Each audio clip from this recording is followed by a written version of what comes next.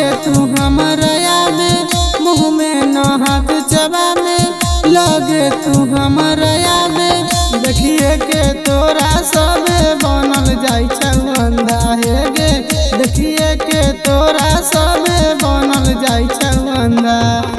गोरे गोरे गाल तोहर लागल दुनो अंडा, तोप के चल जवनिया ना त मार देतौ ठंडा, तोप के चल जवनिया ना त मार देतौ ठंडा।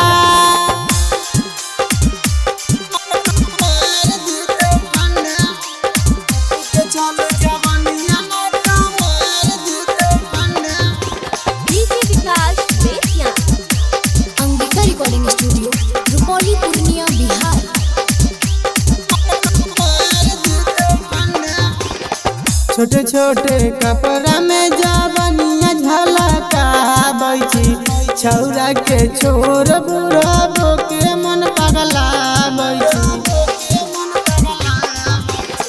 छोटे छोटे कपड़ा में जवनिया झलकाबै छी, छौरा के छोर बुढ़बो के मन पगलाबै छी। गे छौरी इहे हौ रोज के तोहर धंधा, आगे छौरी ये ना कर भी गार देतौ झंडा।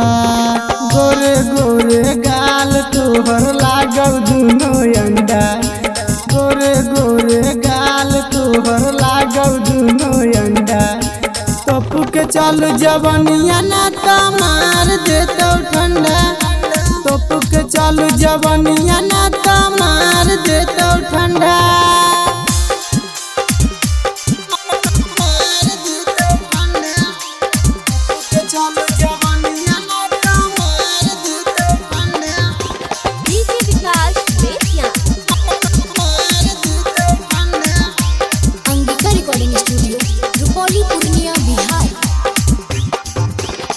गाँव के छौरा के ये नाना तोरा पावे गे, ज्यादा जवनिया हो तो हमरा लगे आवे गे।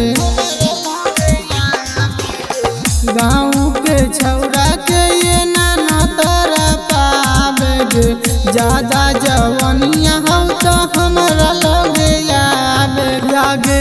छौरी मनीष राजा करतौ ठंडा, आगे छौरी रौशन के काम चलै मंदा। गोरे गोरे गाल तोहर लागल दुनो अंडा, गोरे गोरे गाल तोहर लागल दुनो अंडा, तोप के चल जवनिया ना त मार देतौ ठंडा, तोप के चल जवनिया ना त मार देतौ ठंडा।